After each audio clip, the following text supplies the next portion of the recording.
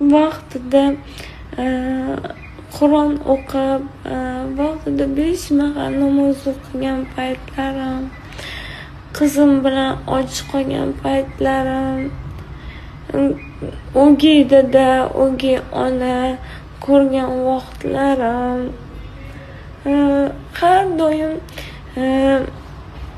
nima desam bo'ladi, yomon insonlar bilan emas, yaxshi insonlar bilan yurishga harakat qilganman.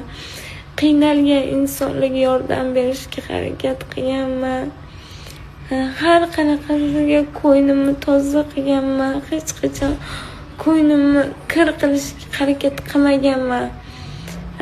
Allohga bir yoqadigan tomonim borki, Alloh ko'p sinov beradi. O'sha sinovlarni menga dars qilib beradi va yaxshilikka hammasi